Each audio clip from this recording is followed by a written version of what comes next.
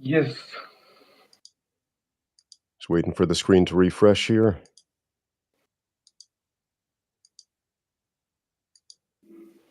We should be live in just a moment if we're not already.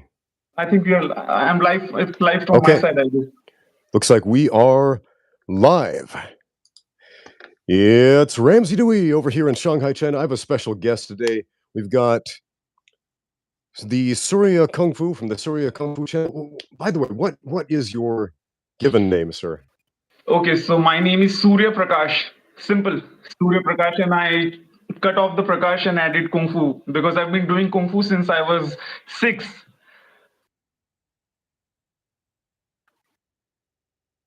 Video sample.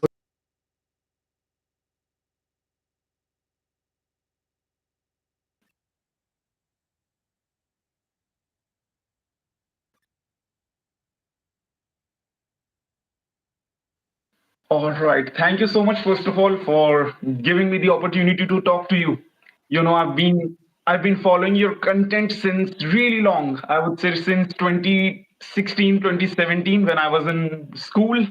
And I was really amazed by your content because I was like, okay, this person actually here knows and is reasonable about martial art. He's not, some kind of the 90s cool guy with leather jacket and all. Okay, I'm going to just punch someone and all. So that was really enlightening for me because I've been doing martial arts since I was 6, 7 years old. And most of the people which I saw, which I met, they were mostly about, larger than life and all, and this and that. But they were not great at Sanda at fighting. But they had a perception, the masters, the big guys. So that is something. And yeah, as you told, I did some deadlift and all. Of course, yeah, since age 6, 7, I've been doing martial art. Till 16, 17, I won like 5 medals in at Sanda Championship. Yeah, Sanda. And after that, I was too strong to compete because my legs were like devastating. The thigh kicks, because I just relied on one kick, thigh kick, and just boom, boom. After 2 kicks, opponent was like, okay, I'm not going to. He was just, okay, let me fight slowly to show me that, okay, I'm already lost. Let me just, fight with ease. So out there was the time because I was coach as well when I was 16, 17. So I was like, okay, let's get done with the fight. And then I got into some, weightlifting as well. The video which you saw, I was around 70 kg. Right now I weigh around 90 kgs. I'm from India. Yes.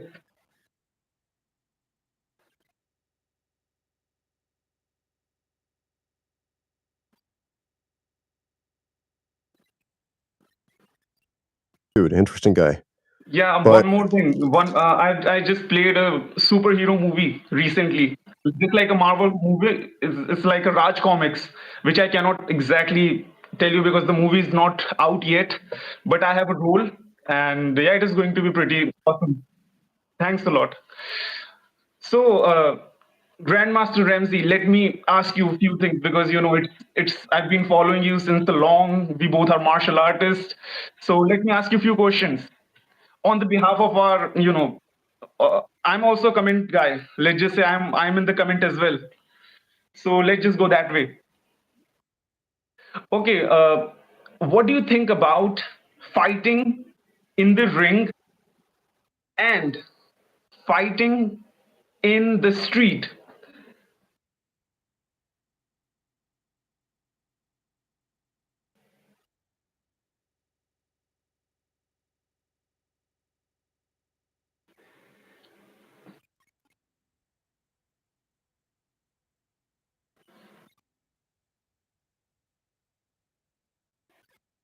Definitely.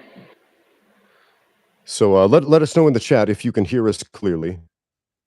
Some people are complaining about some lag. That's Oh yeah, unfortunate. it's from your side. Mine is working good. They're saying.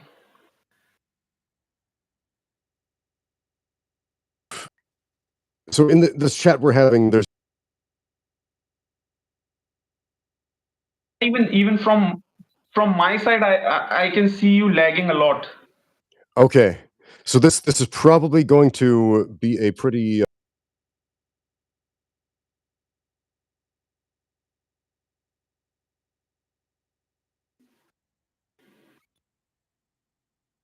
but anyway, my advice about street fights, don't get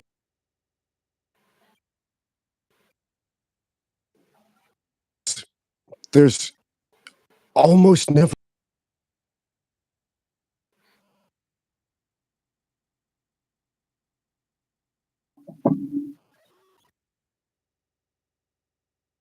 okay. I'm going to make a distinction between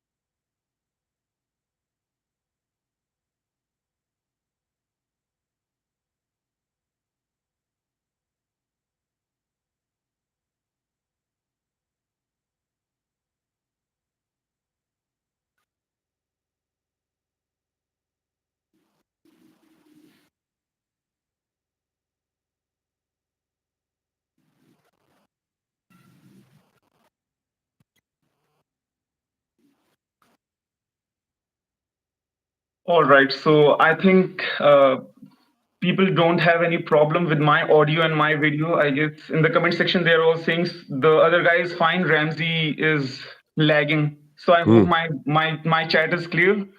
And you know, actually right now I feel like yeah, you can hear me properly, yeah? yeah. You're coming through crystal Yeah. clear. So I feel like in these days, in modern time, martial art is just a royalty. Like it's a royalty. We do not have any attacks. We don't get any robberies. We don't get murdered, or people do get it, but on an average, 90% of the people, or let's just say 99% of the people, don't get it. But if, hypothetical situation, if we did get into a street fight, I have different, even this, I teach this to my student as well, that this is two different things. Fighting in a ring has to be a different thing because the opponent knows how to fight. So you have to be Sure. calm. You have to be calm. You have to be easy. You have to preserve your energy because you have to fight for 3 rounds, 2 minutes each, and it's pretty hard. But during the street fight, I tell each of my student that you go 40% martial art and 60% rage mode. And I'm not saying, okay, I see blood in my eyes. No, you have to use your environment and you have to use your martial art in another way. You cannot just, okay, I'm going to hold on to some jabs and all. This is not going to work. You have to get into the dirty dog fight, and you have to fight so that you can end the fight immediately. For example, if a guy with knife is coming, if we gave him a chance for a minute, he's going to kill us no matter what. But you have certain degree of chance in the beginning. If Hmm. you try to kill him with some of the equipments or maybe some brick, or maybe if you know some martial art, if you gave him a great face shot, Okay. whether it be a palm push or anything, and just run away. So the degree of the danger is different. In fight, in Sanda, we are getting medal, we are getting praise, we are getting glory. But in street fight, we have to just survive and run away. So it's like Yes. boxing and then run away. Sure. That's So, all. so let's talk about this topic of ending a fight as quickly as possible, because this is something that comes up from a lot of self-defense instructors. They'll say, "Well, we train to end a fight as quickly as possible, but you fight for 15 minutes, 25 minutes in the cage. You fight for 10 rounds in a boxing match." And it's not that these combat sports athletes are not trying to end a fight as quickly as possible. They absolutely are. Definitely. But as you rightly pointed out, these guys know how to fight and their opponent knows how to fight. And when two guys have the same skill set, they're going to cancel each other out quite a bit. And so Definitely. this fight is going to be prolonged. It's going to be a battle of attrition, essentially, of who wants it more at the end of the day. Whereas if you had a combat sports professional against some untrained schmuck who doesn't know what he's doing, isn't an athlete, you're going to see a very short fight. So, that being said, how would you propose to end fights as quickly as possible? Well, first of all, there is no 100% method to end the fight. It's all Hmm. about the situation. The it's not a gender like male or female. It's like a spectrum actually. How is your environment? Can you run off? Can you use something? Or Hmm. maybe you have to surrender and play out. Ah. It's multiple things. Okay, you're in the room where you cannot run. It's better maybe you just play along, you give him money, or maybe when he's about to go away, or okay, let him go. Or maybe if you can play something out like, okay, I'm giving you money, just go. And when his defense is down, if you're strong enough, not like, okay, I've done martial arts in 6 months, maybe I'm ready. No, you're not ready. Hmm. That's a different thing. The guy who's been training since 5 years, okay, maybe he can give something, some attack, maybe he knows some point, the weak areas of our faces, or maybe to make the guy unconscious for 5 seconds and you can run away. So that's, for me, that's called ending the fight immediately. You're in a situation, you see someone coming, you give them a push or maybe a push kick. Push kick is, oh, my cat, that's my cat. So you give a push kick, there is a street and you run away. So that's Okay. how I see ending the fight. Or maybe the best scene, someone is coming, you shout from the top of your lung, bomb, Ah. terrorist, or something, and just attack and try to get the attention. The fight is over, maybe. So it's not about being the Bruce Lee and I'm going to, okay, it's not Yeah, that. You I'm have to be actually really. glad you brought that up because I think using your voice is one of the most underutilized things, not just in self-defense, which it definitely is, but also combat sports. U- Definitely. Using your voice is controlling your voice is also controlling your breathing, which is one of the biggest problems in combat sports. But as far as practical self-defense, making noise, drawing attention to the thing that you don't want to happen is tremendously valuable. Um, just a quick story. I think I might have told this one on the channel once, but so when I lived in Argentina, I was a missionary there for my church, and there were some young ladies who were also missionaries there, and they got robbed. They got mugged. This guy comes out, grabs one of them, throws her into a pile of garbage, grabs the other one, tosses her on the ground, points a gun at them, and says, "Give me all your money." This young lady, she didn't speak very much Spanish. They're in Argentina, an American in Argentina, and she reflected on this self-defense video that she saw on the Oprah Winfrey show of all things, where a self-defense expert said, "Talk to them, use your voice, humanize yourself." And the only thing she could think of to say in Spanish was, "You broke my arm. Now you have to take my Bible." And she just starts shouting this over and over again. "You broke my arm. Now you have to take my Bible." And she's making a lot of noise. People around her looking over. the guy's like, I can't take your Bible, I'm a Catholic, and he runs off. Oh, So anyway, there's there's a lot to unpack there, but using your voice has there are so many ways to do that. One, to draw attention to yourself. Two, to humanize yourself. Three, if a guy has his finger on the trigger, you can try to calm him down. You can explain what you're doing so he doesn't get nervous and squeeze that trigger and shoot you. There are a lot of ways to use the voice in a positive way in an altercation. Um, let's talk about your YouTube channel a little bit, because again, I'm new to your YouTube channel. This is my first time seeing it. I see you did a breakdown of the DKU and Bradley Scott boxing match. yeah, What I did.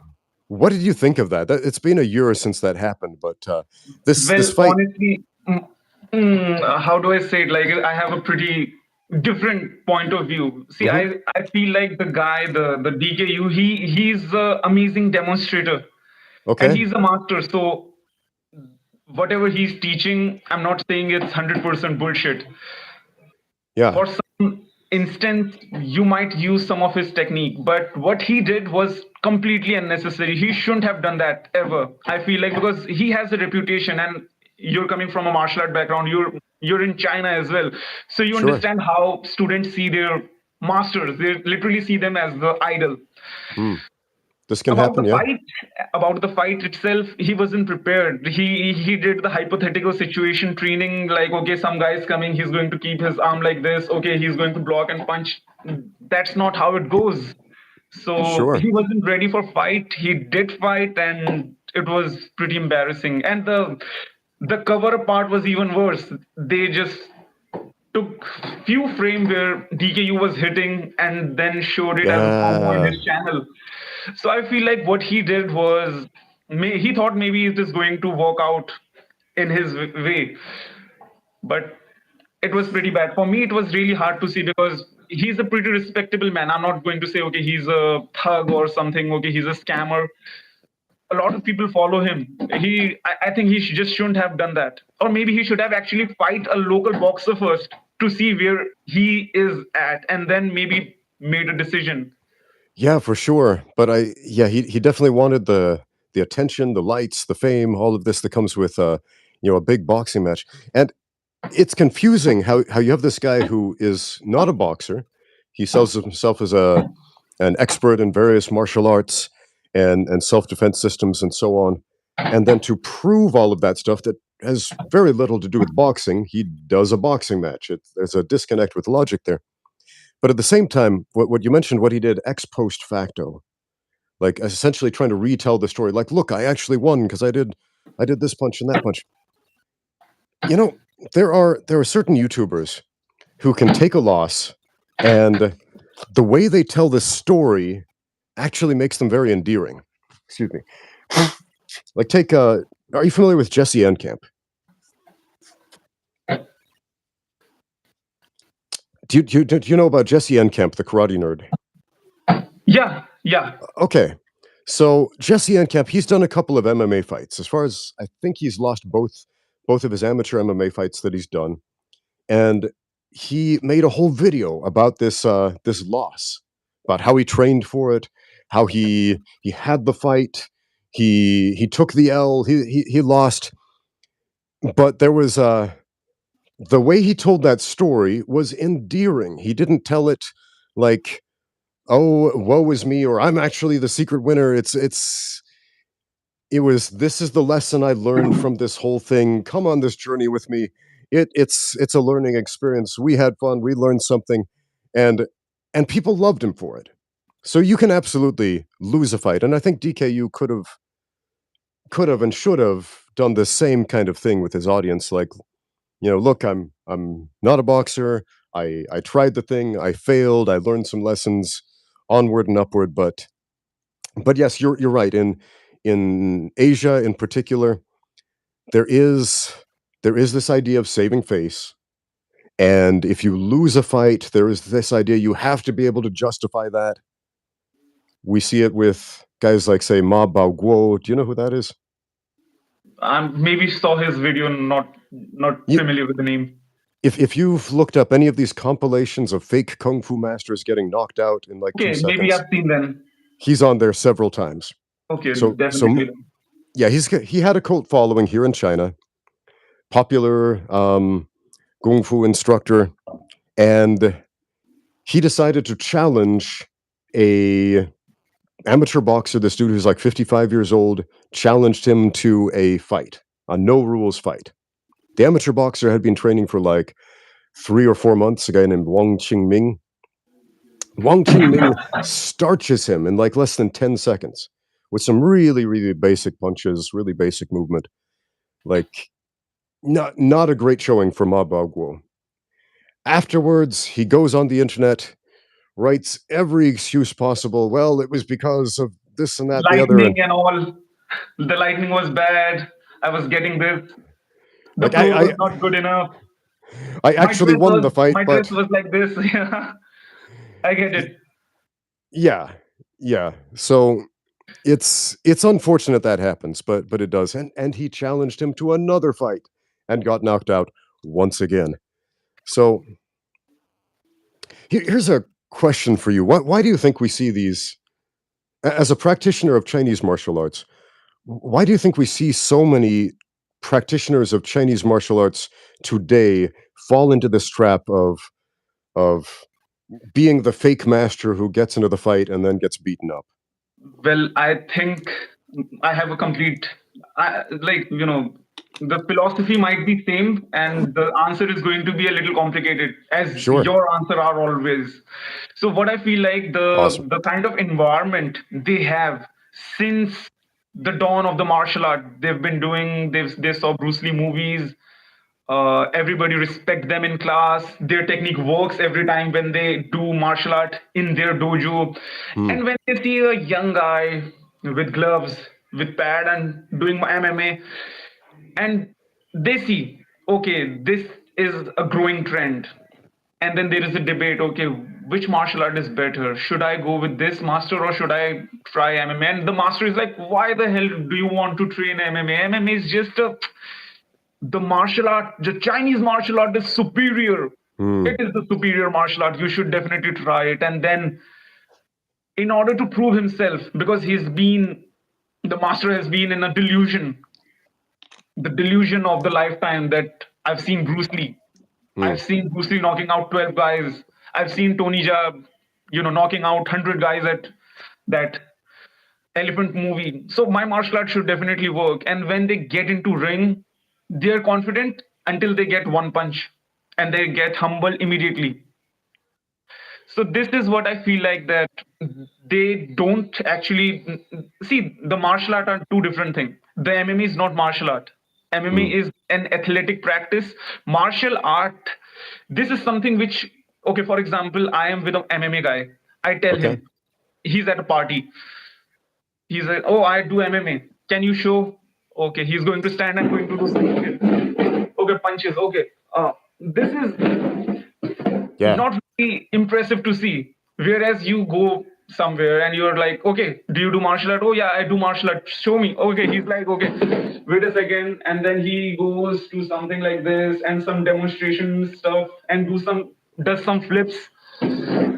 They're two different things. The Yeah. martial art One is is more for eye real. catching than the other, for sure. Yeah, so the martial art is amazing because I feel like it's not only about the fight stuff, it's about functional training. The Mabu, the horse stance. Okay. Yeah, Yeah. of course, horse stance Mabu. The Chinese word is Mabu. So everybody trains it who does martial art, the Chinese martial art, almost everybody does it. Hmm. It's not about how hard you're going to kick, but the functional advantage which it gives you. The Chinese martial art is pretty complicated. You have to sit in multiple stances. It's not for fight. It's for demonstration and building your, superhuman fitness. You can walk, you can sit at any position, you can carry stuff for whole day. That's making you better as a human. But in order to fight, it's not going to work because you've been practicing something to just show, okay, I'm great at Sure. showing this is not going to work at fight. So you have to train to fight, which is boxing, MMA, kickboxing, sanda. So they are two different things. And when a master who's great at real martial art, when he tries to go to the real martial art, it's the story of the fake master again. Yeah, one thing I've noticed about Chinese martial arts forms in particular, there are a number of different types of forms and uses for forms. Some forms represent combative techniques. Some forms are essentially exercises, as you mentioned, to develop strength, flexibility, etc. Some are breathing exercises, and it's when people get confused about which are which that we run into a lot of problems. Because if you delude yourself into thinking that a standing breathing posture is the same as a fighting technique, you're going to have a wake up call in a fight, right? So let's see here. So I have a question. You're from India, right? Yes, How is the martial arts scene in India? pretty bad. Okay. So there was a time when my father is master, and it's not about the fake martial art and all. He's kickboxer, Sanda, competitive Sanda winner, and martial artist. So that's how I've been trained. It's not about just some eagle technique or tiger technique. There are different classes for different things. One day we train Sanda, one day it's traditional, one day it is weapons. So that's a different thing. Hmm. So in India, I think it's the same with the world. Okay. 20 years ago, 30 years ago, the martial art was crazy. When I used to go to class and there were 30, 40 students, and I used to feel like when I was kid, okay, there are no people today. Class is empty because there was a time when 100 students used to come on a daily basis. And Hmm. then of course the time and cinema plays an important role. There was a time when 80s 90s it was all about martial art, the one Mortal Kombat, Okay. Matrix, fight clubs and all. So people were being influenced, they were being influenced by all these things, but now it's bad. Sure. And one thing which I have to mention And we is definitely saw that in the West with cinema definitely influencing people's interest in martial arts with The Karate definitely and Kid, Bloodsport, all the Bruce Lee movies. definitely. And one thing which I should mention right now is the master are not really great in India. The Indian martial, if you want to find the best martial artist and great master, it is pretty hard. And people Okay. just it's like a gray collar job in India. It's like okay, some dude, fat guy, not even teaching kids properly, is teaching in park. It's like really generic. So people see martial art as oh, not so. Uh, Nothing. It's bad, like for low Yeah. quality people, because they're training for free or they're teaching for like $5 per month. Yeah. So I remember back in 2009, what was it called? The Super Fight League, I think it was. It was an MMA show that started in India. There's some wealthy investors who started the show. I don't know if you heard of it or how popular it actually was in India, but I remember some of the guys I was training with at the time in China got invited to compete in the show. And did you ever hear of the Super Fight League? I don't even know if it's still in business.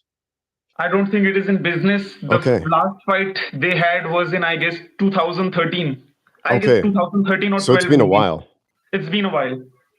Yeah. So how big or small is the MMA scene right now in India? I right now it's growing. The MMA Okay. and the martial art. I would say MMA, Muay Thai, and Krav Maga, boxing is growing because gyms are putting it out as a commercialized way of fitness and martial art. Yeah. By and the karate and taekwondo are like evergreen. They're going on because of the organization, because school pushes it, because it's in Olympics and the national games. That's why. Yeah, I remember a few years ago they had the first UFC event in China here in Shanghai, and they had a fighter from India, the first Indian fighter in the UFC. He didn't have a great showing in that fight. He lost the fight, and I remember watching that thinking, I'm seeing a guy he's athletic, he's enthusiastic, his heart's in the right place, but I can tell he doesn't have the right Technique, training partners or the right environment in his home country, unfortunately. So, um, how many MMA gyms would you say there are in India right now? like Any idea? the topmost, the well known. if you go to everyone, like, okay, well, the topmost are zero, maybe one, which is started by a Indian actor named Tiger Shroff, if you know him. Okay, I'm not familiar with Tiger Shroff. Schropp. Yeah, so Okay. he's an actor. He's like A-lister actor in India, Ah, like, okay, like Van Damme, and he started his own chain. That's all. If you go to state level, then I know two. That's all. Two, one out of them, one they train MMA, and I went there as the undercover coach. I want to get a job, and they were like, okay, okay. please come to us. I'll give you whatever you want, money wise, because they're lacking technique. Pretty bad situation, actually. Yeah. This is really interesting to me. I had a student from India. He was a model slash actor, a guy named Anuj Singh Duhan. I don't know if you've heard of him. Um, again, he just starred in a movie called Pipa, I think it's called. You can watch it on Amazon. Um, but he came to my gym a few years ago, and he didn't tell me why he came to the gym. I just started teaching him, to be a cage fighter like everybody else. And then one day he says to me, "Hey, coach, can you teach me all the submission techniques?" And I said, "But, there are hundreds of ways to submit somebody." He's like, "It's okay. Show me all of them." And so I just show him like a couple, like a dozen different, armbar, leg lock, etc. Three ways to choke. And I think, okay, there's no way he's going to remember this. And then we spar, we roll. And then he grabs my leg and he starts doing the leg lock that I taught him exactly the way I taught it to him. And I said, "Wait a minute, you've trained before. Who taught you that leg lock?" And he said, "You just did, coach. You just did." Anyway, this guy's super athletic, pays attention, could definitely be a fighter if he wanted to, but he wants to be an actor. And and so I talked to him afterward and he said, "Look, the reason I'm training here is because I want to be an action movie star." He said, like in India, there's a couple of type of movies. There's the singing, dancing Bollywood type. There's I don't know, love stories or whatever, and then there are action movies, and he really wanted to break into that industry because he felt it had like the most transformative power, in his opinion, to influence the public in the positive ways that he felt anyway. Um, so it's interesting that you said that an actor started an MMA gym. Um, how would you rate that gym, by the way? How was it? I've never been to that gym actually. I've never seen it. Oh, okay, It's okay. a royalty. I would say it's a royalty. It's pretty expensive for, the Indian currency is pretty low. It's pretty expensive. So not really worth it if you want to get into martial art. It's Hmm. for them who owns 3 4 cars, who's really well off, who can spend. Okay. And the thing which you mentioned, he wanted to be an actor. See, the thing is, Hmm. it's really hard for martial artists to make and meet Yes. all around the world, and it's impossible for a martial artist to get amazingly wealthy out of martial art. You get Absolutely. maybe 10 student, and the marketing, the martial art dojo never tells you how to market yourself, how to sell your stuff, how to be an entrepreneur. Yeah, there are a So few guys who are good at that. Like take for example Tom DeBlas. He's good at teaching people how to be successful with the martial arts school industry. Rob from McDojo Life, outside of his career on YouTube, that's literally his job is coaching coaches and martial arts instructors to make money out of their gym. So some people do specialize with that, but it's like you're saying, it's definitely something that most people don't know how to do. They're just not good at. definitely, I mean, that is one of the thing, and because of this, people opt for different thing. I could have been a fighter. I could have been a martial artist. Oh, this. I'm repeating the Marlon Brando's line from On the Waterfront. I could have been a contender. I could Yeah, have been a contender. yeah. I did Great not, movie. because I saw the risk reward is pretty bad. You see, you're a martial artist and you've done countless number of fights. You put your body to risk. There is a chance you might develop a serious injury by the time you're 50. Oh, I developed a serious injury by the time I was 30, man. Definitely. So I saw it and I saw that it's not really worth it, because the prize money which I got for winning the gold medal at national championship Hmm. was just around $35. Okay. Yeah. I imagine the paychecks aren't really big in India. No, And not at all. And that's why, so of course, I'm great at martial art. I wanted to dedicate my life into fitness, and now I might, because now I'm a content creator. And the channel, it was 5 years ago, but I am developing some content, but it's not around martial art. It's around kind of fitness and kind of challenging, because people want to consume hmm, something okay, entertaining that's true. And if you look at like martial arts themed channels on YouTube, the most successful ones are aren't. commercialized and entertaining. Yeah, I they're started anime for edutainment. 7 days. Yeah, It's not the ones teaching you all the technique. It's the ones who keep you engaged. definitely. Exactly. There is one channel, if you've ever seen, there is a guy called Kali Ken. I'm not familiar with that one. Of course, he's guy who teaches really advanced stuff, some Kali related stuff, but he gets like 50 views, 40 views, and that. And he's been uploading videos since last 10 years. Oh wow. 10 years on YouTube? Yeah. I was on YouTube for 13 years before anybody watched my stuff. Like 13 years on YouTube, and there were like maybe 12 guys watching my videos, tops. And then all of a sudden, just out of nowhere, I got lucky, and Joe Rogan shared one of my videos, and the channel started blowing up after that. So if it wasn't for that very chance encounter, like Joe Rogan just scrolling through the internet, sees something he likes and shares it on his webpage. If he was in a different mood that day or in a different place, we wouldn't be having this conversation. So Definitely, yeah. I saw that video, the breakthrough, and I've been watching you since that breakthrough. Um, and the first thing which caught my attention was your voice, and I was like, "Damn, that is an amazing voice," and I love your voice, the way you speak. Oh, well, thank you, Don't man. you think sometimes you've been a great voice actor or something, like a I radio would show? I enjoy voice acting, but it's hard to get voice acting gigs consistently. I have And done it before. I would love to do more of it. So if anybody is out there listening, looking for a voiceover, give me a shout out, send me an email, drop me a message. definitely. So, Master, I have one question for you. Sure. What do you think of traditional martial art style? If you're Mm, familiar with Nan Chan, Chan Chuan, the tiger technique and all, which the wushu guys who perform in like 20 by 24 mat, do some okay. crazy stuff and all, and are really agile. What do you think of those guys who are doing like some electrifying moves? Okay. Like performance wushu forms, like Yeah. Taolu competitors. Yeah, Taolu, yeah. It's really fun to watch. I've had some conversations with a few Taolu competitors, former retired Taolu competitors as well. There was one young lady who came to my gym, and she actually had a master's degree in wushu Taolu, right from the Shanghai University of Sport. You can get masters, doctorates, bachelor's degrees in various wushu related things like shuaijiao, wrestling, Taolu, or sanda here.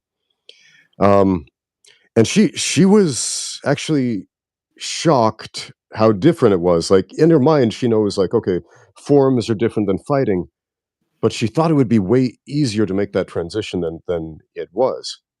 Like, the reality was, like, this is a completely different thing. It's nice to have a movement base, and that movement base definitely helps.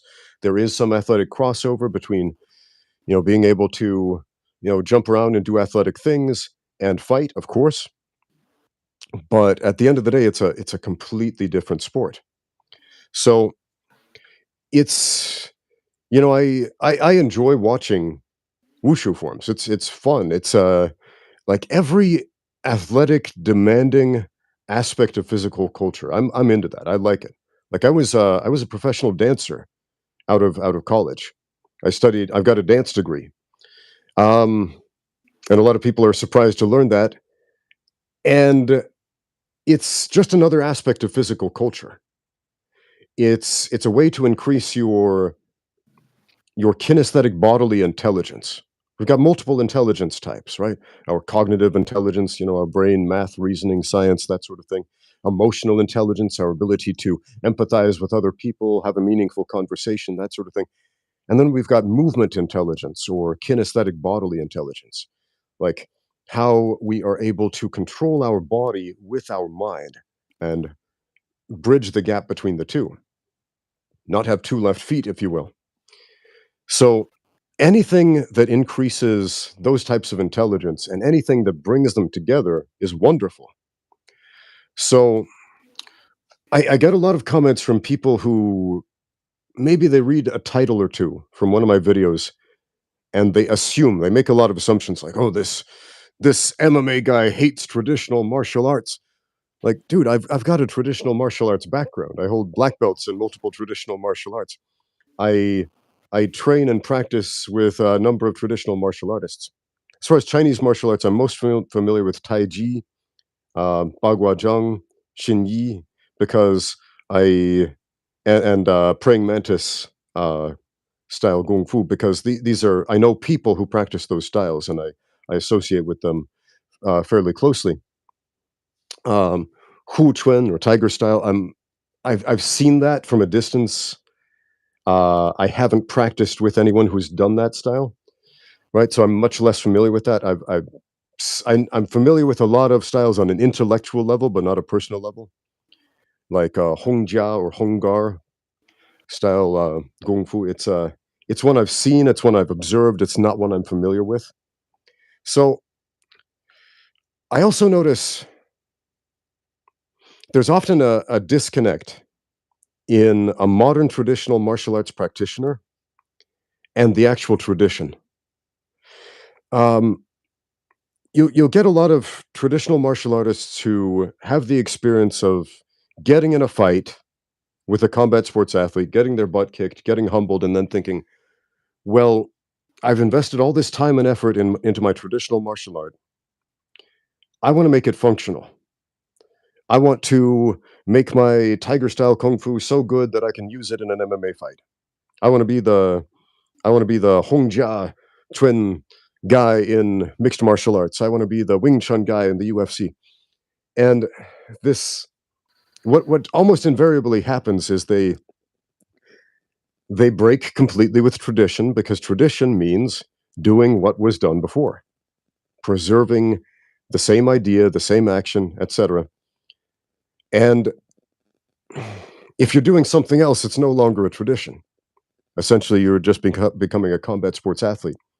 And there's nothing wrong with that. It's just, let's be honest about what it is. It's something different. Okay. If, for example, in my family, it's a family tradition to celebrate Christmas on December 25th of every year, right? It's a cultural tradition, it's a religious tradition, it's a tradition that goes back for many generations. And if I tell my children this year, all right, we're going to celebrate Christmas by um, waiting for the Easter bunny to come instead of Santa Claus. It's there's a disconnect there. We're saying, well, that's not the tradition. That's something different, right? But I think we see something comparable with a lot of modern traditional martial artists wanting to keep their martial art relevant in the combat sports stage, and I don't think they need to. I really don't think they need to. Like, just be honest about what it is. If you're a Taolu competitor, if you're a forms competitor, that's cool. That's enough. You don't need to be able to win cage fights. Now, I've seen a couple of guys who've done both, and that's awesome. But not everybody is going to be a multi-sport athlete. Not everybody is going to be. Um, I'm trying to think of a highly successful athlete who excelled in multiple sports, any sport. Hmm. Bo Jackson, he played professional baseball and professional football, and that's the Chuck only Norris, one. we can say Chuck Norris kind of did it ahead Okay. Okay, because he kind was of. a karate champion. He was competitive guy and then made it into movies as well. But Okay, not a sure. traditional guy, by the way. Not the traditional one. Yeah, yeah. Okay, so yeah, we have guys who succeed in multiple fields. Like Rod Stewart is an interesting example of this. Rod Stewart, the musician, he was a big rock star back in the '80s and late '90s, but he also played for the Scotland national soccer team, football team, and it's very rare to see somebody who has enormous success in multiple things like that. Definitely. And okay, Master, I have one question. Why do you think the society lacks martial art, first of all? And how would you convince, like, if in my mind I understand how important martial art is for everyone, especially for males, because this is something like, we are not males as a male 1,000 years ago, or heck, even 200 years ago, we had our one job, to be strong and to protect. Okay. And right now the depression level is all time high, male societal level is like off the chart, and everybody thinks like martial art is something, they, this generation, if you ask them, have you seen Bruce Lee's movie, and they're like, Mm. Bruce Lee. I'm like, okay, do you know Tony Jaa? Like, no idea. Yeah. but People but think you're when he, old now if you mention Bruce Lee. Like Bruce Lee, that oh man, that's from the olden days.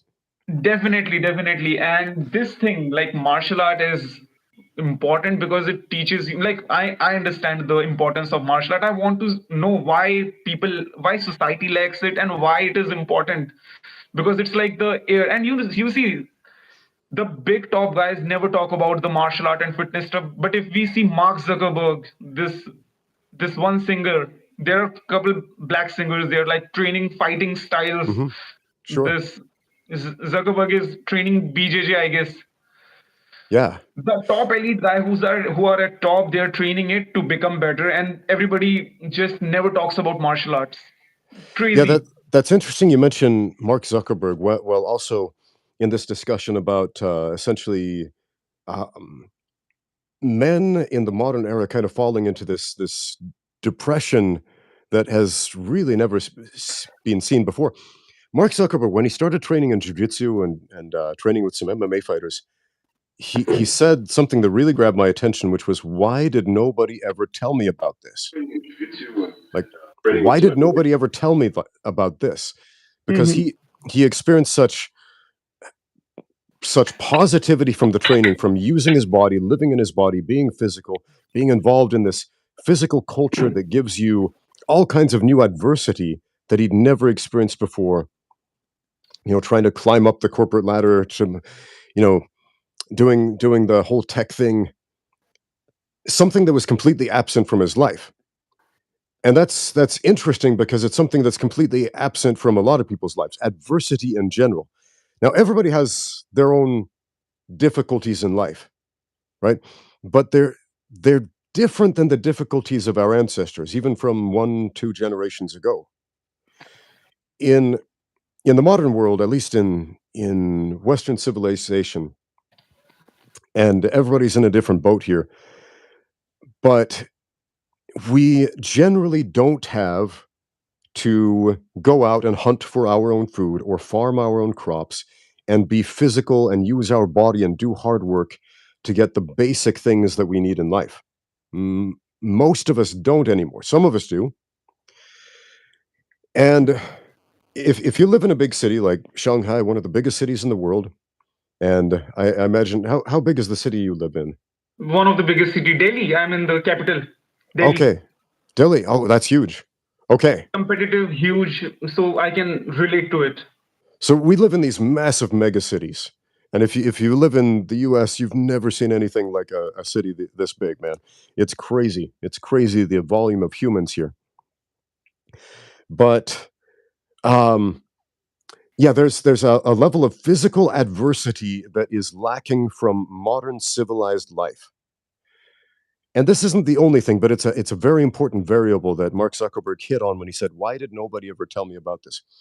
So we don't have to go out and hunt. We don't have to go out and farm. We don't have to go out and dig ditches and all of these physical things. We don't have to fight wars with our bare hands for the most part. But there's something about our nature that essentially craves adversity. Because imagine for a minute, you are instantly granted all the money in the world, right? You're the richest man in the world. You don't have to work for it. You're just gifted it. What do you do? What do you do with all that money? After a point of time, it is going to be meaningless. After a Okay, point. yeah.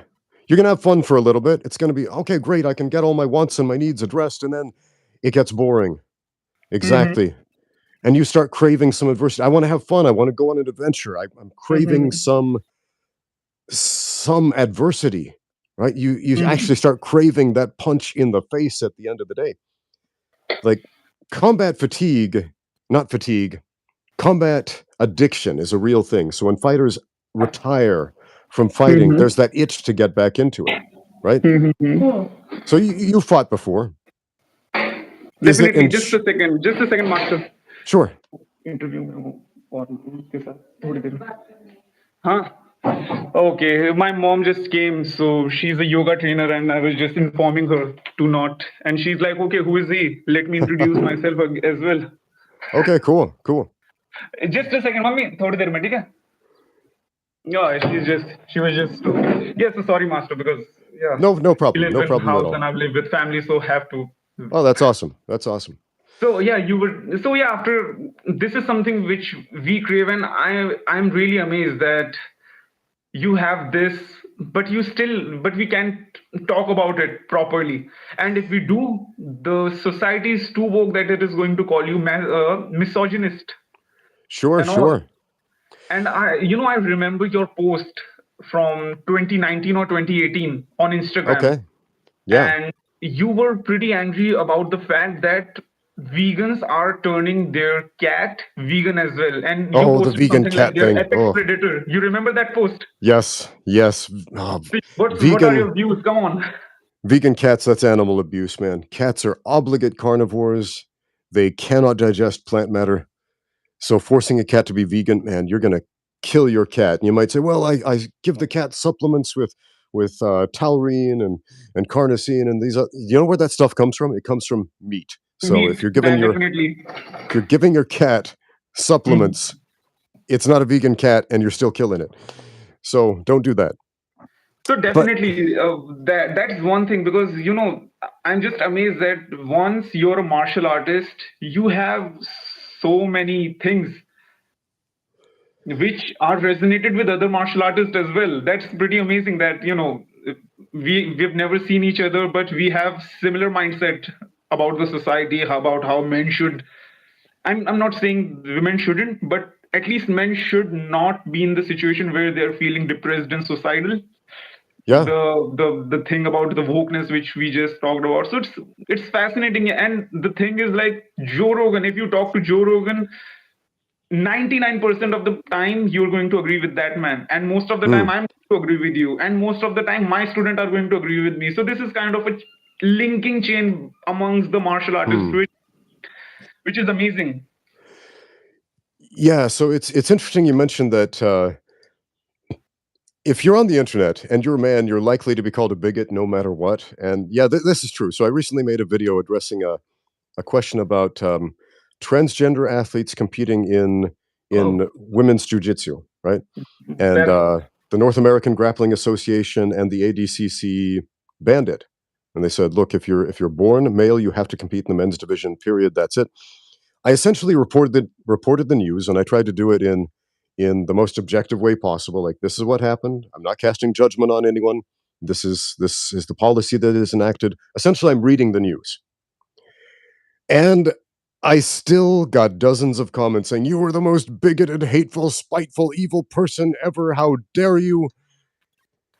Look, it doesn't matter what you say. And it's important for us to understand this. It doesn't matter what we say. People who say these things about you hate society, generally speaking. They don't hate you, they don't hate men, they hate society, and they want to watch the world burn.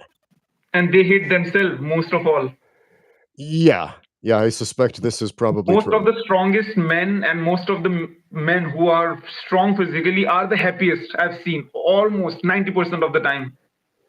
Yeah, if you can be kind and polite and civil to someone and they still snap back and try to bite your face off, it's not you that they're mad at. That's a personal Definitely. that's a personal issue on their part. Definitely. So one more thing. Now I should ask you, what do you think of the fact that this is the art, like in dance and maybe in singing, they don't have this freedom, but in martial art, anyone can create their own type of fighting style, which is Hmm. pretty bad, I guess. which you Okay. told me that the traditional and the model traditional, they're they're leaving the link, because nowadays anyone can start a martial art academy. One guy came to me, and he was going undercover, but I noticed that he's a martial artist. The way he walked and the way he punched, I was like, okay, you're a martial artist, just cut the crap, tell me what you're doing. And he said, okay, you got my cover, you blew my cover. Actually, I am a martial artist, and I created my own martial art, Jung Fu. And I was like, Hmm. Jung Fu, seriously? And he was like, yeah, I did my own martial art. He saw some movies and practiced some of his own thing, and now he has like 2 3 students. And everybody, they're like, okay, I train Jung Fu. So this is, what do you think about this, the kind of flexibility, or let's just say the lack of authoritarian thing which is Hmm. present in this industry? Yeah, that's interesting. It's kind of a love-hate relationship. It's a bittersweet thing, the fact that it's not the case in every country. For example, in Germany, as far as I understand, they require certain licenses and certificates of martial arts trainers, but in the United States, that's not the case. Here in China, it's not the case. Anybody can say, "I'm a martial arts instructor." You don't need a special license or certificate for that. They did recently pass a law because of all these fake kung fu masters getting knocked out that you can't call yourself a master. And that's just good social etiquette anyway, saying, "I demand that you call me Master Dewey." Like, no, man, no. If somebody else calls you that out of respect, okay, cool. But if you demand that of other people, that's just silly. But sorry, I got a little distracted from the question there. Um, oh man, my mind just drew a blank. I'm sorry. What were you just saying? So I was saying, martial art is the only industry where people can create their own martial art out of nowhere, Oh like yes, making our martial arts. Exactly. out of Exactly. anything. So this is an interesting question because when I was younger, I remember hearing about Bruce Lee and how Bruce Lee started his martial arts philosophy, Jeet Kune Do, and I thought, cool, I want to be like Bruce Lee because I idolize this guy. I love him. I can start my own martial art. What am I going to call it? Rams Kwando? I don't know. I so I just started researching like every possible Asian word I could call my made up martial art, and the more time I invested into this thought process, the more I realized this is kind of dumb because I there's so much out there I just don't know about martial arts to begin with. If you research guys who started their own systems that are good systems, like Jigoro Kano and his Kano Jiu-Jitsu that later became Judo or Kodokan Judo. Kano was an experienced martial artist who knew how to fight and fight well before he codified his own system of jujitsu. He was an expert at throwing people around, twisting people in knots, strangling people, etc., before it became Kodokan Judo. He had students who could do the thing. He taught guys like Kyozo Mifune, who was just an absolute badass in the art of judo. And he had a laundry list of guys at this level that he had trained. And if you compare that to most people who start their own style, it's night and day. Do you remember the early UFCs? There was a guy who had a made up martial art. I don't remember his name, but he was a big dude, kind of fat around the midsection, very tall, and he claimed to start his own martial art he called SAFTA, SAFTA, an acronym for Scientific Application of Fighting something or other. I don't remember. But he gave this long speech about how SAFTA is this scientifically proven system to be the greatest martial art in the universe. And then he goes out to fight a guy half his size, and he's just jumping around, flailing his arms, and manages to crush the smaller guy with his weight. But in his next fight against, I think it was Marco Huas, maybe, a guy who actually knows how to fight, he got squished and made to look foolish. And I remember after that fight thinking, yeah, you probably shouldn't start your own martial art unless you actually know how to fight and maybe train other people who do first. John Hess, that's the guy. Yes, thank you, comment section. John Hess, the John founder of has. SAFTA. Look up that So fight. It's fascinating. Definitely, So definitely. so everybody has their own way of doing it, right?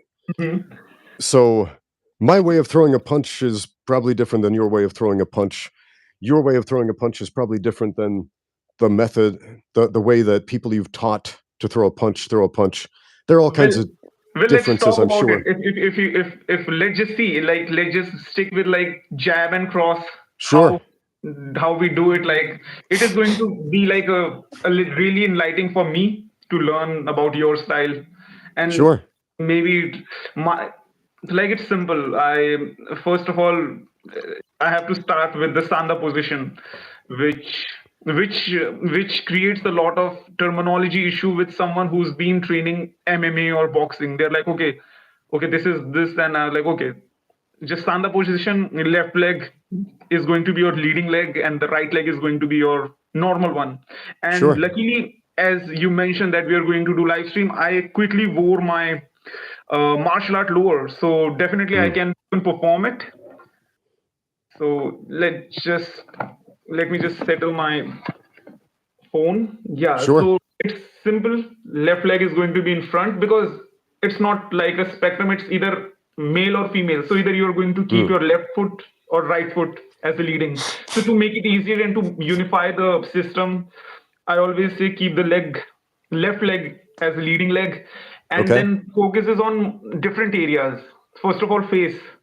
Okay. Always ask them to clinch their jaw, Mm, not because they're going to get punched, because of this muscle is important to train, because while you're fighting, this makes a lot of, with loose jaw you make it really wobbly, but when you have a tight jaw okay. it makes a little bit of difference. And then when it's about punches, then always start with the jab and cross.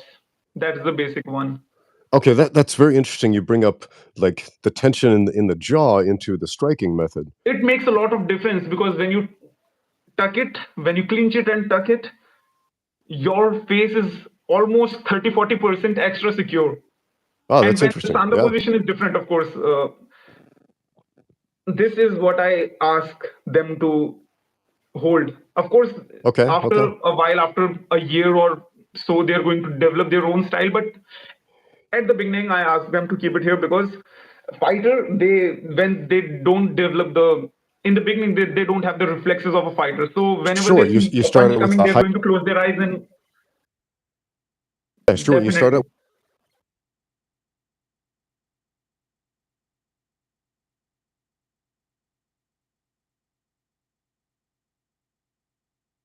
stance, and then you can work. Absolutely. Definitely, and Every, that's the basic thing which I share. I would love to hear how you do it.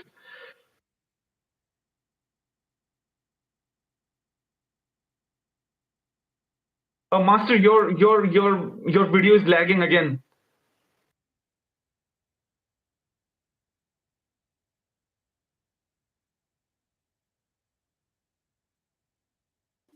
I can hear you, but there is a little bit of shutter. You can ask in the comment section if people are okay with it.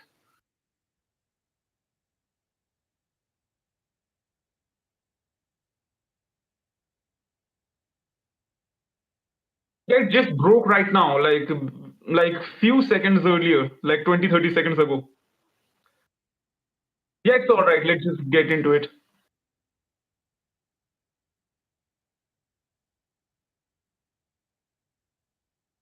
than I am today.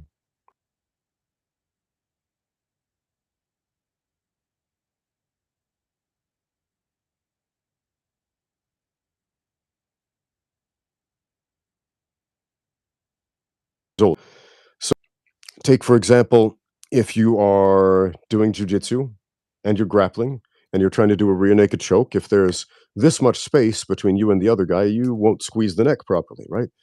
And the excuse, well, it's my style, it doesn't work. You actually have to take away the space, right? But at the same time, the route to get to that destination, there are so many variables in that. Similar to with a punch. Let's take a simple punch, for example. I can use a high guard. I can use an English boxing stance. I can use a Philly shell. I can use all these different guards. But at the end of the day, What matters is whether or not I'm able to control position and distance to put myself in the right position to hit my opponent. And if I'm always an inch out of reach, it doesn't matter what my guard looks like or what my punches look like, because position first and then attack is essentially what works. And as far as grappling, position first, then control, then attack is what works. And every technique, every movement application is contingent upon those two things. Okay, what are So, your thoughts on fighting without mm, submission? mm, You have a cage fight, no submission. It's, let's just call it light sanda. Heavy sanda is where you can grab a person and throw it or give a throw. You can't even hold a guy. okay. No submission. There is no So arm basically, cross. Nothing. like an MMA fight, can you still do like ground and pound and hit with Of the course, you elbow and can. knee? You can Okay. go as hard as you can on kicks, punches, knees, elbows. So an No MMA fight with grappling. no submissions. Oh, that's an No interesting submission. idea. That's an interesting idea. Huh. I wonder what that would look like, because that definitely changes the That's what strategy. I train actually, because I'm not good with submission. I'm good with sanda, but sanda is not about submission. Yeah, yeah. I've done some Sanda fights. It's something I am familiar with. Um, but that's an interesting idea. I think from an outside perspective, a lot of people might not be able to tell the difference, but when there is always the possibility of finishing the fight with the submission, this changes the strategy a lot. Suddenly, the guard in jiu-jitsu, people say it's a neutral position. I would still say the guy on top has a greater advantage. Um, in MMA, the guard bottom is a much less strategically effective position, specifically because the guy on top now has strikes and he's got leverage and he's got weight to set these up. And if your knowledge of the guard is good and you're on top, you're going to be able to negate everything the guy does on the bottom offensively. And so if you take out the possibility of submission, And the guy, if you grab someone and if you throw someone, you're about to give the submission. The referee is going to stop you. yeah, then this suddenly makes the guard bottom position much less valuable. So it's essentially almost like a little bit like catch wrestling with strikes. In the sport of catch wrestling, you win one of two ways: by pin or by submission. Okay, Kickboxing, kind of kickboxing, let's just say. catch wrestling, catch as Okay, catch can. It's a British style of submission grappling that okay. it's not as I'm not popular as familiar with jujitsu. that. But you can win by submission, just like jujitsu. But you can also win Mhm. by pinning your opponent on their back, like in amateur wrestling. Okay, Okay. if you pin them for 3 seconds, you win. And so, at the surface level, you think, well, it sounds a lot like jujitsu until you do it and you realize you can't let your shoulders touch the floor. And so, you have to play a much more high energy game. You've got to be much more active on the ground. So, you are fighting tooth and nail, not just to not get submitted, but to not get pinned. Positions where in the sport of jujitsu, it doesn't matter so much. If the guy puts pressure on you and drives your shoulders into the floor, no big deal because you haven't tapped out yet. But the way this translates into MMA is if you are pinned in a fight, you can't move your shoulders, you can't move your hips, you're on your back, or you're flattened out on your belly, pinned that way, you're dead. You can't intelligently defend yourself from an elbow or a punch or a ground and pound assault or a series of hammer fists or something like that. It's so it's a very interesting exercise. I think I'm going to do some sparring drills at the gym. So under this rule set. So I appreciate this suggestion. Maybe I'll make a YouTube video about it. MMA And without submissions. See what one happens. thing which you're going to notice is if you train this for a week or a month, you are going to be a much better fighter Hmm. as a fighter, not on the ground fighter, not the submission one, but it will force the fighter to work on their legs. And Sure. Sure. because Every legs, if we talk about the MMA fight, the one thing which is super underrated is use of kicks properly. hmm. Hmm. Everybody has a great, almost everybody has a great groundwork. Punches are good, but if you talk about kicks, it looks like I wouldn't perform that as a demonstration. So it will force them to be a better fighter, Yeah, where better you put striker, like just a better the striker, not a emphasis or the fighter. points. Yeah, where you put the emphasis or the points in the rules and the scoring system of a sport changes how you fight. It changes how you perform. Like Sanda, for example, you can punch, you can kick, you can do throws and takedowns. You score the most points if you do the takedown. You remain standing. Your opponent goes down, and this is radically different than, say, a an MMA fight or a wrestling match where you go down with your opponent, and this is okay, and you can gain control over the top. It changes the whole mindset, and there's all kinds of athletic crossover to be able to have that level of control where you can remain standing with on of all things, execute a perfect takedown, and stand over the guy. That's a skill I think a lot of MMA fighters would benefit a lot from. Benefit a lot from. And with my kind of the light sanda which we do in India, because sanda is not going to feed your tummy, so everybody is doing it as a royalty. They're doing it as a hobby. So my Mm, sanda which we do is not really lethal, and the reason it is lethal, but it's not taking down on the submission, because we don't want to physically damage our student, because it gives a lifetime PTSD. I am mm, certainly familiar with that. So it's like if you give a normal clean shot, if your punch is clear, you get 1 point. And mm, if your strike is powerful, that means if you hit and the opponent shows a physical discomfort, he's mm. bagged, or he he's like unconscious, you get almost 2 points when you give a hard strike. Okay. And when you take someone down without throw, without anything, but with the use of kicks or thigh kick or maybe anything, or Mm, you send opponent off the ring, you get 3 points. That's how the light sanda system works. yeah. It's fascinating how if you change just one rule in a sport, it's suddenly a very different sport. Very different And sport. while from an audience, it might kind of look the same, they're just fighting. The athletes are experiencing something radically different. Like, take, for example, if you added elbows in Sanda, just that one thing, you can throw elbows now. Mhm. How does that change the sport? A lot, definitely a lot. Knees and elbows, a lot.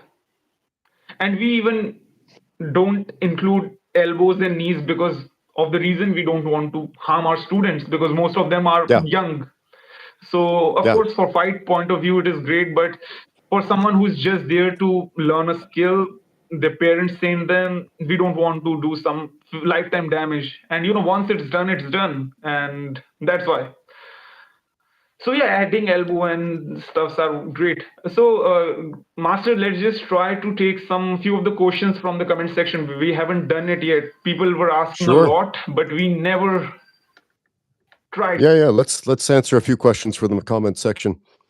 So I gotta go. Maybe 10 minutes or so. So Yeah, let's definitely. do a Yeah, few. definitely. Let's do a little Q&A here. So if you have questions for um, for our friend Surya here, I think I spelled your name wrong in the title of this video. I'm gonna have to No, it's fix fine. that It's fine. in post here. Or myself, let us know. Okay, so it's gonna take a minute or so for the questions to come through. Let me search through the back catalog here, Yeah, see if anybody's asked anything.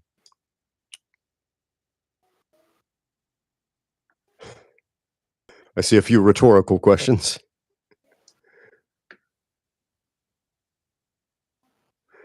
Okay, Aaron Kelly asks, does taking hormones break like a dozen different rules about drugs regardless of the division?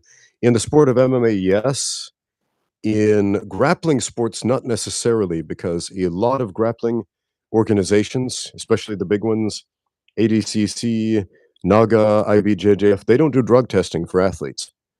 And it's not necessarily because they're encouraging people to take steroids or PEDs. It's because these are amateur tournaments with thousands and thousands of competitors.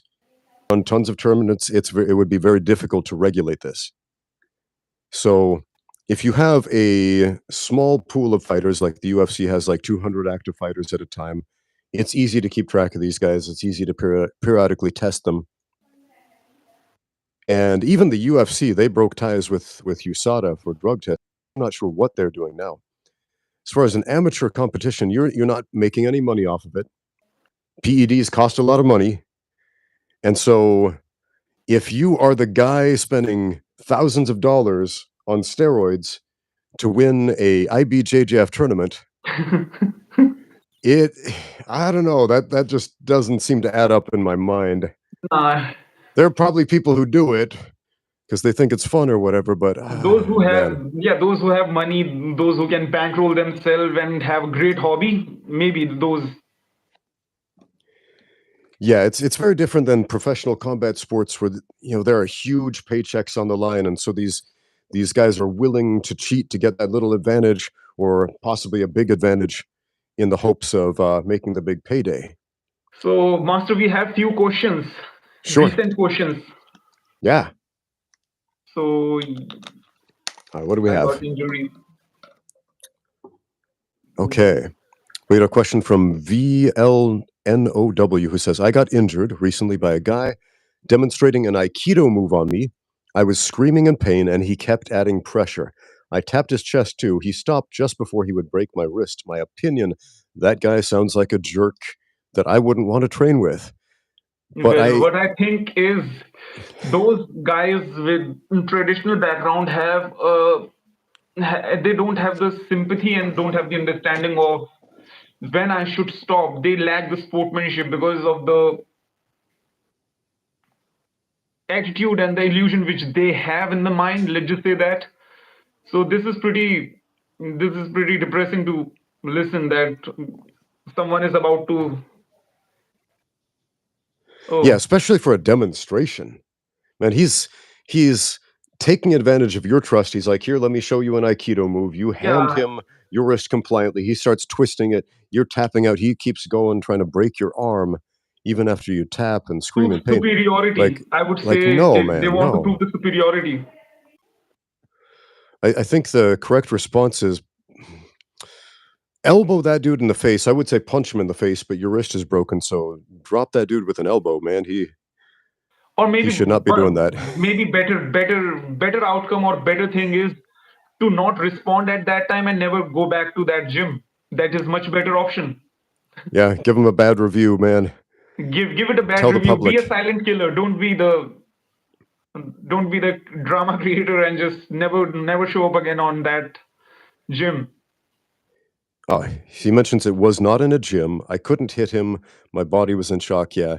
Yeah, Okay, I understand that. So I'm speaking a little hyperbolically when I say, yeah, you should just drop him because this is how we feel when somebody hurts us. We have the impulse to push back, right? But yeah, I get it. I've known some guys like this, guys who are a little sadistic, and definitely. yeah. Uh, There is a question, Master. What does he think about Kalari Paitu? Kalari Paitu. Okay. oh, I was wondering about this too. Are you familiar with this Yes, Indian martial art? Okay, yes, what is yes. it I exactly? am. So I would love to know your opinion first. Like, how do you think? What do you think about? What kind of perception you have about this martial art? Well, I only know what I've seen on YouTube. A bunch of people in the comments have asked me, "What do you think of?" I don't even know how to say it correctly. Kalari Kalari Paitu. Paitu. Kalari Paitu. Kalari. Okay, Yeah. Like so like I've calories. Calories like is like you cut the half part. Kalari Kalari Paitu. Paitu. Okay, Yeah, simple. so I've watched a few videos on YouTube about it, and I don't really have a comprehensive understanding of what it is, what it's about, where it came from, Well, I where can it's tell you a going. little bit. I'm So not the tell me Kalari. what you know. Yeah, I'm not the Kalari Paitu practitioner first of all, but I see and I know masters who do Kalari Paitu. So the Okay. thing is, it's simple. It's a lifestyle based. It's a lifestyle. It's not a martial art, I would say. And you should never. People have in India. People have the sense of priority and patriotism of the things which they have. So, for example, cricket, everybody is crazy about cricket. And with the recent time, there is an actor named Vidyut Jamal who did some of the interviews with actors. Hmm. Punija and all. So basically, people are asking it everyone, and they're like, okay, Indian are really, they have one thing called, white superiority, or let's just say they want to Hmm. know the opinion of others. Okay, what Okay. he thinks, and then you're bond. Okay, if you said anything bad, or let's just say if you're reasonable, everyone is going to hate on you. So moving that, after giving a long clarification, I would say it's a martial art, which is art. It is not, we cannot use it in our real day-to-day lifestyle, but it is a great form of fitness, great form of lifestyle. Okay. It has a lot of things to do with Ayurveda, the treatment, healing. Hmm. And the another thing, martial art, it is totally weapon and traditional animal flow based.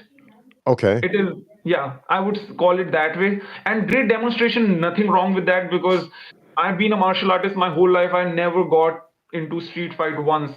So of course, if you want to do it, why not? But you have to find the authentic guy who can actually do it, not someone who just saw a few videos of Kalari Petu basic and created his own Kalari Petu. Hmm. That's interesting. So it's an Indian traditional martial art. Okay. Cool. Cool.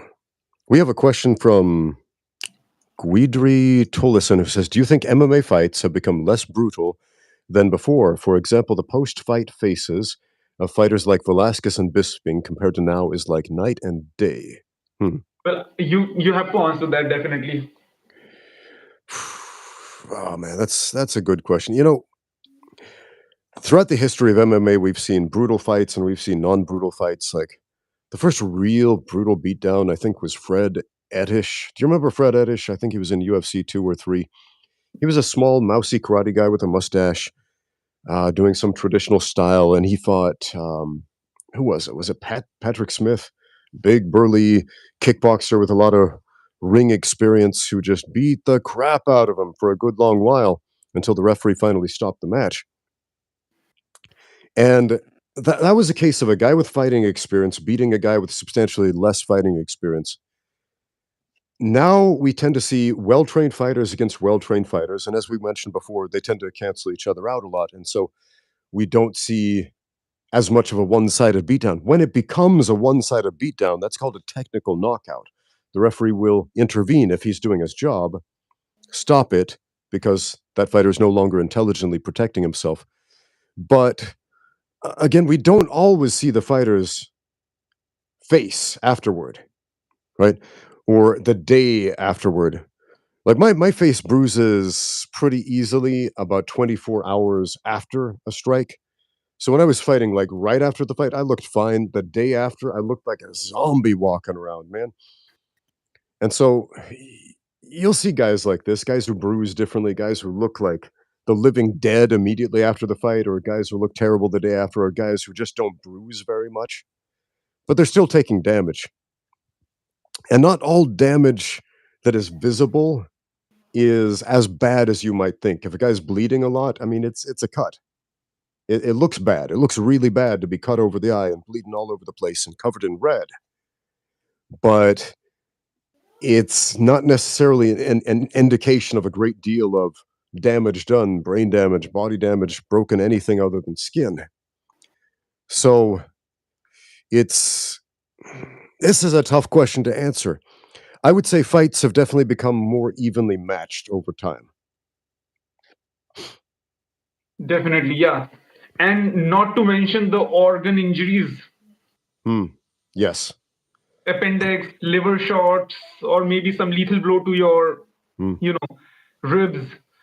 Because once you get cut or bruised, it's visible. It's going to heal in a month or so, but a good shot to liver can actually physically damage your liver, which might take few months or maybe a year.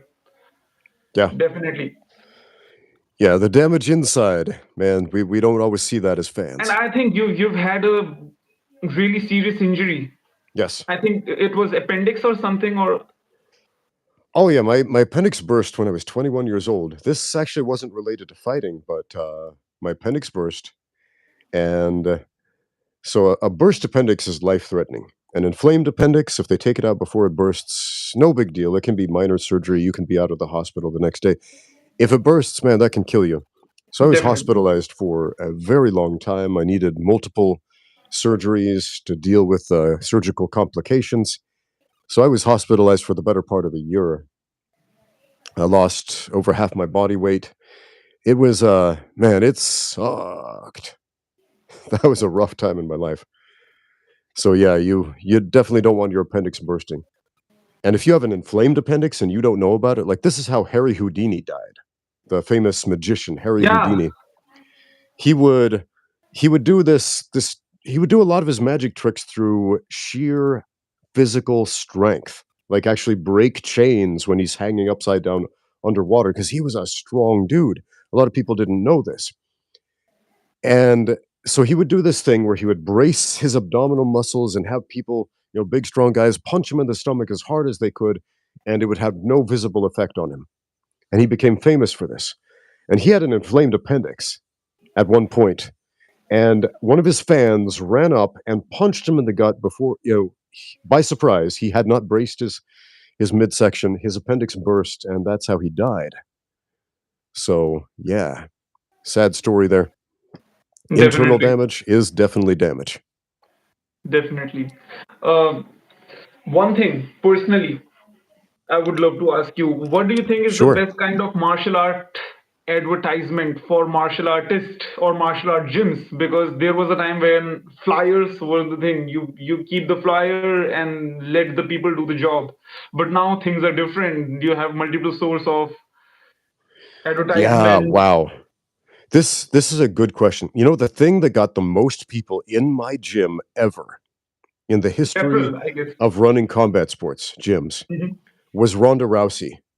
When she was UFC champion, Hmm. when she was just tearing up the women's division after they created the women's division in the UFC, I had more people in my gym. And I'll tell you why.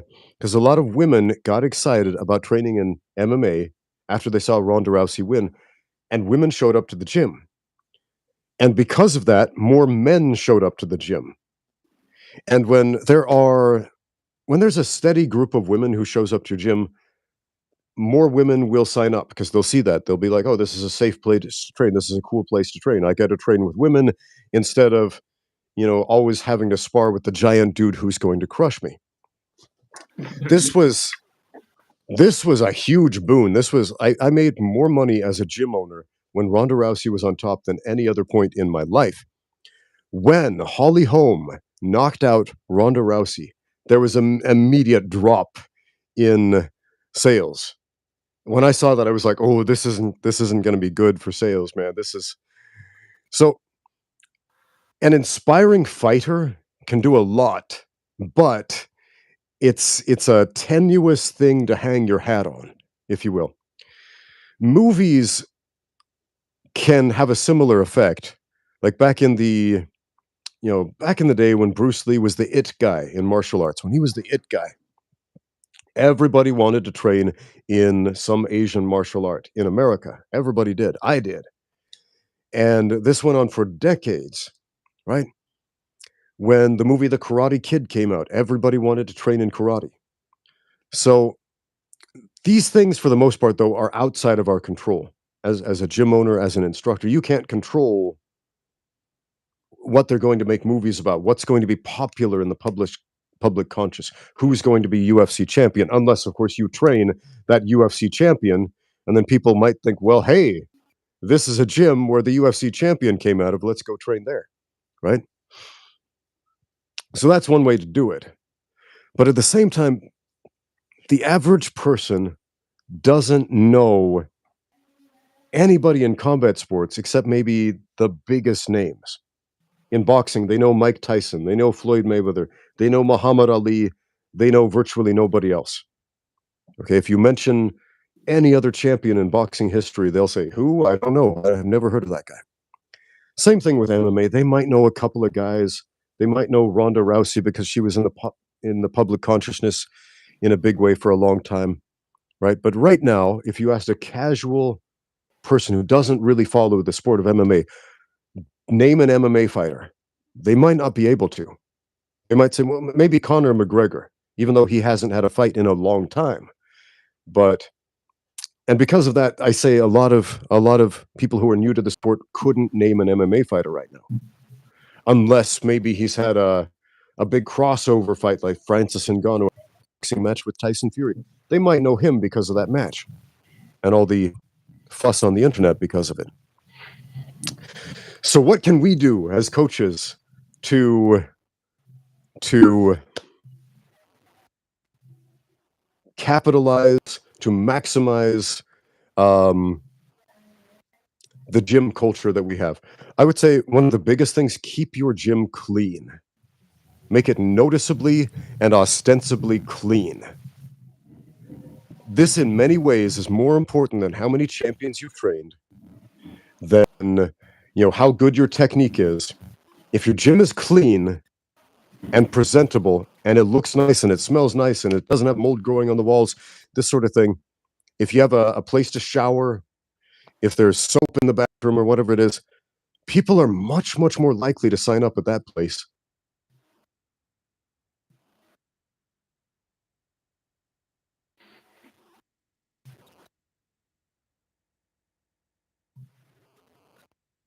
Many times.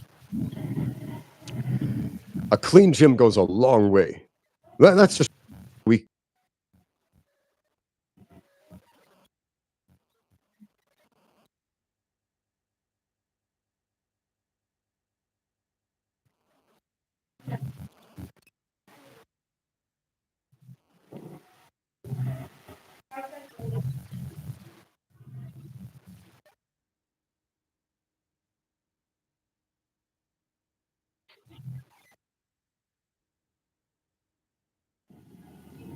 Definitely. Amazing. The feed is cutting.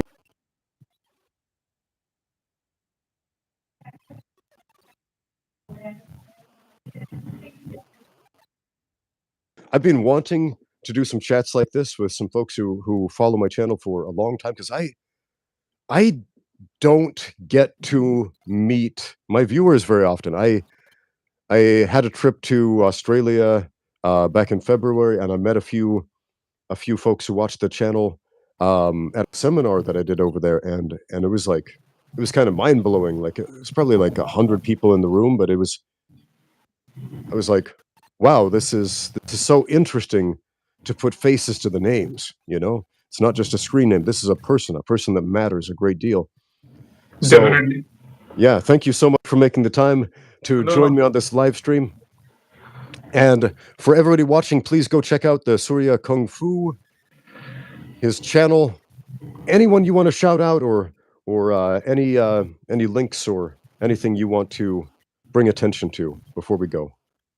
Definitely one of the thing which I would say is like those who are watching, let's just make sure we are not just, seasonal viewers. We are actually kind of a community with Master Ramsey, so that we can actually build something around it in future, maybe. Because once the most important thing is to have a community of like-minded people who support you.